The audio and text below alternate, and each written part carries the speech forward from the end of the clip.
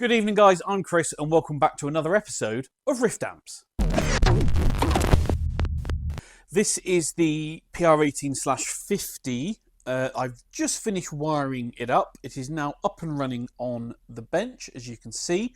So this one has got a volume, treble, middle, bass, dwell, and mix. So it's got the 2-knob reverb, and it's got no tremolo. But if you remember, I've kept the tremolo circuit in place but disabled it internally. So in the future, if the customer decides he wants me to add tremolo, all I've got to do is remove a couple of jumpers and add the tremolo control along the front. So quite easily, but it's disabled at the moment. It's not affecting anything in terms of tone or the way the circuit works. It's completely disabled, but all the bits are in there should the customer in the future decide he wants to do that. So that's a really cool thing. It's running at rated output. It's at 382 volts HTB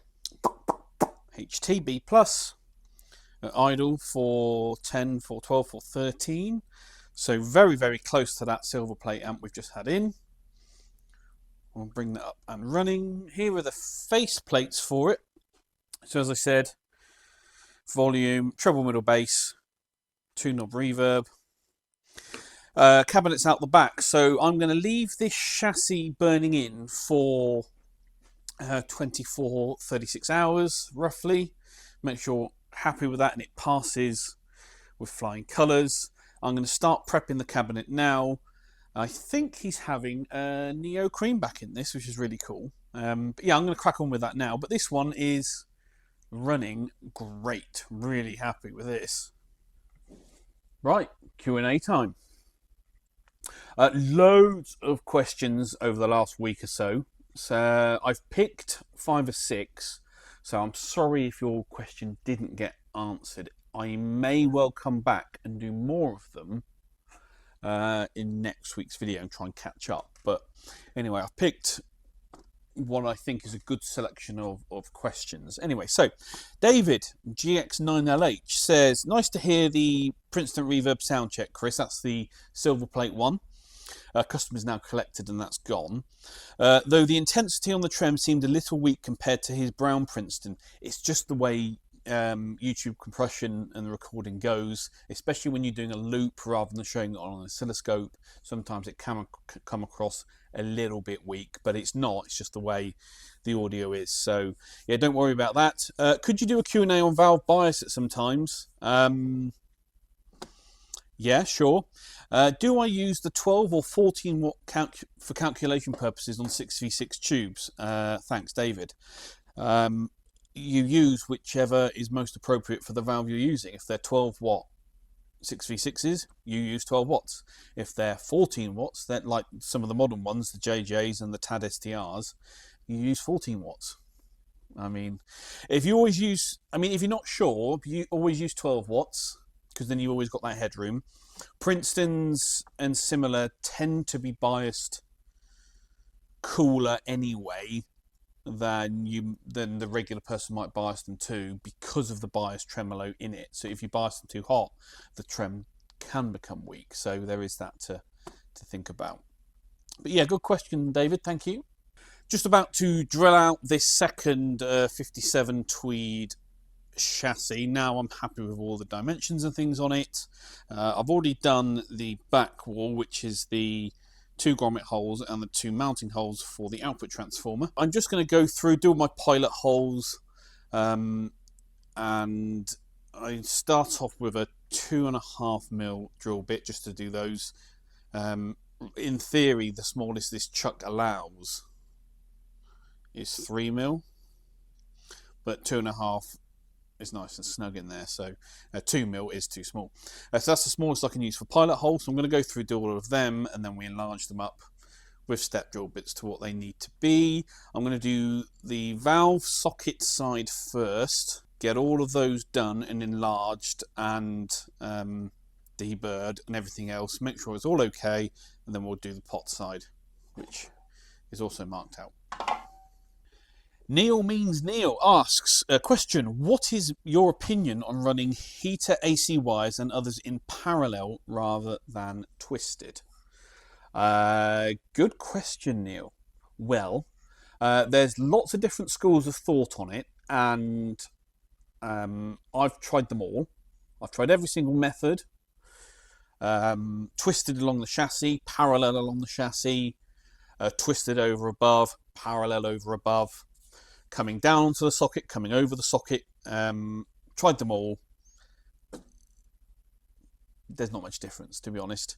As long as you're doing any of those methods to a high standard and you're keeping them away from any high impedance wires, your noise level will be pretty low. I prefer to do, as you've seen with my amps, I do the twisties that float above the socket and drop down onto them. Main reason is that I can then do my chassis wiring as neatly as possible. I haven't got to think about those wires, and therefore they're coming in from a different plane. But other builders make other things work differently.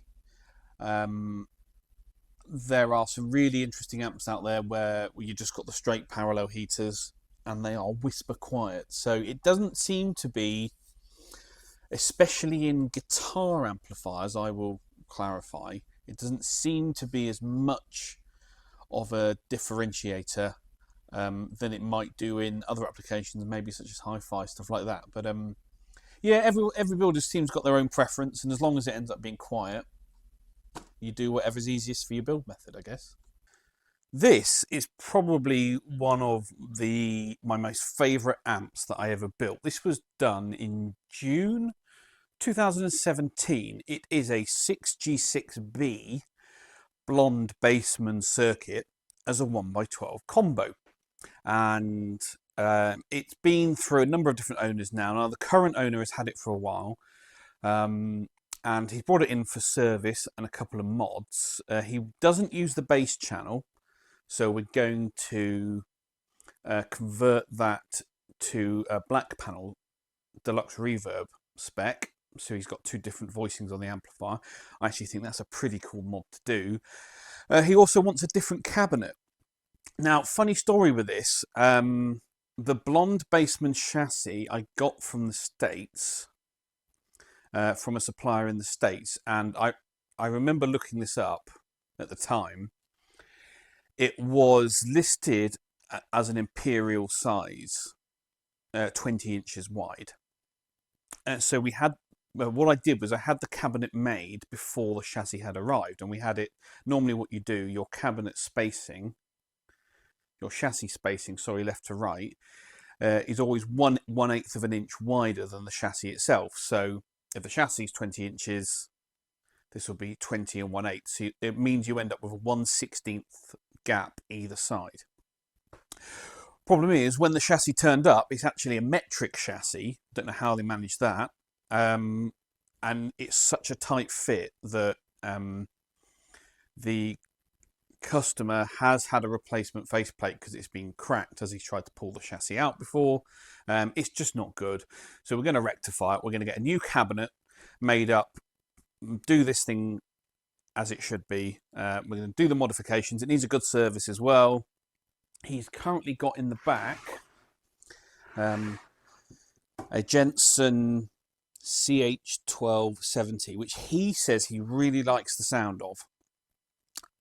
Which is great. I originally did this with a WGS G12CS, which is the smooth cone orange frame, but he's gone for this. But yeah, we're going to, well, I called it the Blondie. We're going to get this one back up to spec for him. New cabinet, revoiced first channel, good old service. Look, it's lost the plug as well, so we need to find one of those and get this thing sorted for him, because it's one of his favourite amps. He gigs it all the time, but one, it's been through the houses a bit, it's getting a bit rough, and it's his baby, so let's get this thing right for him. Apologies, I'm trying to film these Q&A segments and my phone keeps ringing, I keep getting messages and texts, my emails keep going off. It's Tuesday morning and it's like suddenly everyone in the whole world needs to get in touch with me. So I've had to put Do Not Disturb on so I can at least get this stuff filmed and crack on with this Dexter build. Anyway, Green Mountain Amps 475. Recently subscribed and enjoying the videos. Good format. Well, thank you. I appreciate that. Thank you for sharing my tube preferences. There are so many choices, it would take much time and money to try them all. Yeah, it does, but thankfully time sorts most of that out, and you learn over time what's reliable, what sounds good, what doesn't, what you prefer. So you really don't need to go out and buy everything and try them all. But yeah, I mean, I just know what I prefer and what works and what doesn't. So yeah. Also, he likes the solder counting when my 3x3 counting to see how long others leave the heat on. Oh, so he solders too, obviously. Do I use the same count of 9 for parts in an amp? No, that's a good point actually. So my 333 method is heat the components for 3 seconds, feed in solder for 3 seconds, and then continue heating for another 3 seconds. So that's 3, 3, 3, a total of 9, a count of 9. That's your starting point. Now, the reason I do that is that when I was teaching people to build amps and to solder, the thing that people are scared about the most, beginner solderers, is leaving the iron on for too long. They think they're going to burn stuff out. And so they take the soldering iron away too quickly, which is why the joints end up being quite poor. So that counting method is all about forcing people to hold the iron on for longer than they're comfortable with to ensure you get a good joint. And it's just training that muscle memory and that reflex action to go, oh, that's been on for too long, I want to get it away, right? So that's how I used to teach people to do it. And you see them counting there going 1, 2, 3, so on and so forth. And the ones who are really scared will be counting quickly, right? 1, 2, 3, 4, 5, 6, 7, 8, 9, done.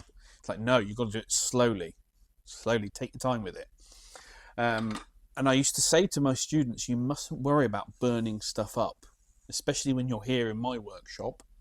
Because if you burn a resistor up or a capacitor, guess what? I've got thousands of the things. We'll just put another one in. Don't worry about it. We can do this 100 times.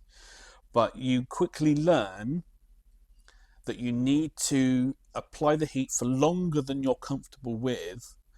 But also there is that limit, which is my count of 9. As you get more experienced with it, you will learn that certain joints within an amplifier, or certain connections, I should say, require 1, less feed time on the solder. A smaller joint will require less solder than a large joint, for example. So you might go 3, 2, 3 or 3, 1, 3. You'll also learn from looking and observing when a joint has fully bonded. Use bonded is the word. And when you've achieved what you're after, and then you can pull your soldering iron away. So you might end up going 3, 3, 2, and then you're requiring a count of 2 for that final section, or even 1. So you could end up with, I don't know, 3, 1, 1, 3, 2, 1, 3, 1, 3, whatever. You learn to do it by eyesight, but that initial counting phase is to train yourself to keep the heat on until the joint is ready to cool. Does that make sense? Cool. Well, I remembered it wrong. Anyway, here we go. So take measures on the chassis, and it should be 20 inches wide. And as you can see, it is, can I get squarely over that? Just under 20 and a quarter, which is 513, 514 millimeters. So that's where the issue came from. And why? But I remember I've just looked it up. It was advertised at being 20 inches wide, and that's what we had the cabinet made to in advance. So that's where the squeeze has come from. Does it have an odd measurement front to back?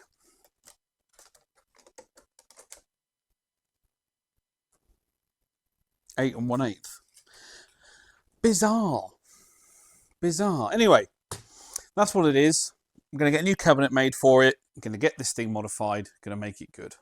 Martin Reed 1740. Another really interesting video, and I can see your work is to the highest standards. But, here's the but, have you ever considered putting metal corner protectors on my amplifiers?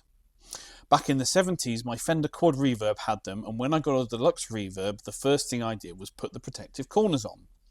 I know Fender used them on their more expensive amps. It's not mine to choice, it's customer's choice. If the customer wants them and requests them, I'll happily fit them. But there are some customers out there, and from my experience, these are in the majority. They don't like them, they don't want them. So I don't fit them as standard. But if a customer says, can I have them? Of course you can, no problem. But it's one of those things, you either love them or hate them, I guess. And the easiest way to do it, rather than assume, is just to ask the customer, do you want them or not? There you go. Froggy666UK says, question, hi Chris, recent subscriber, love the format. You see, my workshop diary format, no one else in the amp tech industry seems to do it, so it does work quite well, I think. So thank you for appreciating that. Wondered if I had an opinion on adding an effects loop or even just a preamp bypass jack to a Cornell Romany. I see you've worked on one fairly recently. I bought an HX Stomp and would love to try some amp sims, so toying with the idea of a Fender Tone Master, but not sure I can part with my Romany. Many thanks, Dave. Good question, Dave. I'm not sure. I can't quite remember if there's going to be space inside. The one I had in, I added a reverb foot switch socket, didn't I? Whether there's a room inside for an effects loop or a preamp bypass jack. Interesting. I don't think there is. I would be inclined, since Cornell is still open and running, to give them a call and ask the question. There might be some considerations in there that I haven't thought of, which Dennis will be able to say yes or no, almost immediately. Yeah, that's a good idea, we can do that. Or no, actually, you can't do that because of this. And since he designed the amps and knows them inside out, that's probably the best course of action. The absolutely worst thing an amp tech can do is is to say, yeah, we can do that, get an amp in, and then, start spending time on it. Or even start modifying something, only to realise that they can't do it. So having not done that job on that particular amplifier before, and not being intimately familiar with that amplifier to be confident enough to modify it to that kind of standard, I would say speak to Cornell. That's probably the best thing to do. And finally, Chaos in 73. Do you make notes of the upgrades and improvements that I make? I assume this goes back to my continuous product development that we were talking about in the last video. Yes, I do. I'm actually legally required to. In the technical file for the amplifier, I have to make notes of any changes and updates and things like that. Now, in terms of lead dress, I simply just update my drawings, or I make a note for that particular serial number. I say I routed it this way, and then of course, as you know, I take photos, so I know exactly which amplifier was built in which way, if there are any changes or modifications done. For example, I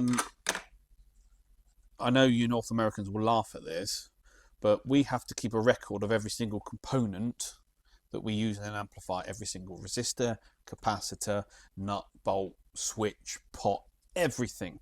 I have to say what it is, where I got it from, how many I've used, here's a copy of the data sheet, and this is what it's made of. I need to have all of that on technical file. So if I switch, for example, on that Ainsley Lister build, I've changed the brand of ceramic cap I was using in the picofarad ranges, right? Well, I've had to update my technical file for that serial number to say that one's got these in. Now, I know some of you thinking, well, what happens 6 months down the line if somebody changes it? Well, it doesn't matter. I'm only responsible for it as I built it and as I delivered it to my customer. If someone modifies it down the line, I'm not responsible for that. So, but yeah, no, I do have to keep updates, and it's helpful for me because I forget so much stuff. If I don't write it down and take photos, there's no way I remember everything I do all the time. So I just have to keep on top of it. Otherwise, you do fall behind. Okay, before we talk about the bass amp, somebody's asked me. I don't know why they were asking me because I'm not an expert, but someone's asked me about lighting videos and what I do to light my videos. I mean, honestly, I don't know, right? But anyway, I do it two ways. So normally I use my, where is it? There it is. I've got a softbox there that just provides a bit of extra lighting so the camera doesn't struggle too much. And when I'm working here, obviously I've got the light from the window, but I've also got this little, it's actually a work light, vanity light type thing that I just point at my face. If I bring it off camera, I'll turn this on and off and you'll be able to see the difference. So it's currently on at the moment. I turn it off and you'll see this part of my head is no longer illuminated as well as it was, but I'll turn it back on. There you go. I wonder if it makes a difference if I turn the main lights off. So now, come on camera, adjust. We've just got the window from the, so the light from the window, and it's a grey overcast day today. Oh, we haven't done a weather update. It's raining. There you go. Turn this off. So there you go. That's just window light from the window, and that's my vanity light, just to help. But there you go. Yeah, I don't know. That's what I do, just to try and make yourself pop a bit more, give some background separation. Anyway, enough of that. Let's talk about this bass amp. Wow, what a lot of response to that. So it's definitely going ahead now. Lots of inquiries, lots of interest. Let's talk about the spec a little bit more. It's going to be a head, and it's going to be roughly 20 inches wide. That's 60 barleycorns, right? It's going to be two inputs, so we're going to have an active input and a passive input. I think that's important. Or I've realised that's important, I should say. I only play passive basses, so if I was designing it just for me, I wouldn't bother with an active input, but of course you do need one. So it's going to have two inputs, vertical inputs, one active, one passive. It's going to be 6 knobs, 6 control knobs along the front. We're going to have a preamp control, a preamp gain control, a 3-band EQ, a treble, middle and bass control, of course. We're going to have a master volume control for those that do want to try and get some drive out of it. And we're going to have a presence control, okay? I think the presence control is going to be important. Now, for those that don't know, bass amps are all about the top end. I know that sounds strange, I know that sounds weird, sounds counterproductive or doesn't match up, but bass frequencies are pretty easy to do. They're not difficult. You have to keep them tight, you have to stop them booming, you need to have some firmness and some punch there. But overall, bass frequencies, anything below, in this case, anything below 75 Hertz, pretty easy, not difficult. The tricky part of a bass amp is everything above that, because that's where all of the clarity and slap and snap and airiness and presence, all of that stuff, that's where all the detail is. And if you don't have any of that, or if you don't get that right, a bass amp always falls apart. Okay, so having an amplifier that generates all of those frequencies and harmonics and one where you have enough control over them, you know, with a good tone stack and a good presence control, is vital to dial in the sound that you want. The bottom end is easy. I mean, that's not difficult at all. But the top end, or the mids and the upper end, that's the tricky bit with the bass amps. You've got to get those right. And it's not like a guitar amplifier. You're working in a different, almost a different application and a different mindset you need when you're doing it. So yeah, it's going to be a 6-knob amp. We'll do on standby off, nice and easy. 6L6 output stage. Yeah. 2 speaker sockets on the rear, and we're going to have it. I think we'll do 2 4 and 8 ohm options as a selector, so you can choose what you want. I don't think we need 16 ohm. There are not many 16 ohm bass cabinets out there, and I can't imagine anybody's going to be running 2 32 ohm Ampeg fridges in parallel with this. So I don't think 16 ohm is what we need. So 2 4 and 8 ohm, and we will and the matching extension cab, which will be optional. You don't have to buy it, of course. 2x10 I think will be a good way to do it. Nice and punchy. Some Neo magnet speakers in there. Whether we mix and match different brands, I haven't decided yet. But yeah, essentially the bass amp is going forward. I'm going to do 6 of them, 5 for sale and 1 for me, of course. And if I get enough inquiries when I put them up for sale, I will offer. I might be able to do 1 more on top of that. We'll see. But I want to be able to order all of the transformers, all of the chassis, all of the bits in one go for all of the builds. That's the only way I'll be able to get the price kind of where I want them, like I did with the limited run Tweeds. So that's that. But I'll release the price shortly, based on me building 6 units. And then if people want them, all you've got to do is go on the website and order them. So keep an eye out for that. I will do notifications, of course, so everybody knows. But yeah, it's going to be a really, really cool, toneful 50-watt bass head. That will be great for home, for studio, maybe even live as well. Depending on the style of gig. But yeah, there you go. It's happening. Okay, Dexter build progress. I've got the pots wired in, the sockets and everything along the back. I haven't done the output sockets yet. I haven't done the input jack, but it's heaters, it's those things, it's the on-off switch, and then this one is done. So this will just be waiting on plates, cabinet, and my choice of speaker. The PR18/50 has now done 24 hours on the bench.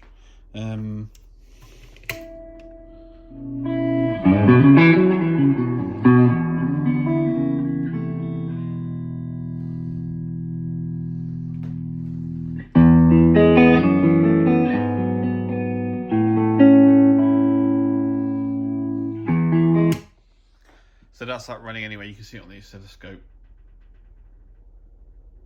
But yeah, that's all good now. So spoke to the customer. This is being shipped off next week. What was it? Oh yeah, I ran out of foil shielding for the cabinet, so I've got some arriving tomorrow, so I can get the rest of that turnaround and done. This thing boxed up and shipped off. So yeah, really, really happy with this one. I will, when it's all completely done, do you a sound sample. And I was right. I did remember correctly. He is having the Neo Creamback as a speaker choice, which is a really good option. Okay, the PR18/50 is all done, all back together. So I'm going to do some sound samples. So just a reminder, this is slightly different from a normal PR18 because we've got the full treble middle bass tone stack and we've got 2-knob reverb with no tremolo. Now, how does 2-knob tremolo work? Well, normally you've just got the reverb control, and as you increase it, you get more reverb. 2-knob reverb adds a dwell control, which is normally a fixed resistor in the amp, but we've made it a variable resistor so the user can adjust it. Now, the way it works is that on 10, so fully clockwise, that's the stock setting for the amplifier. So that's how it normally works.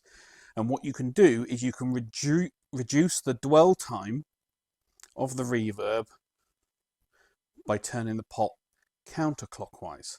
So that's the stock setting.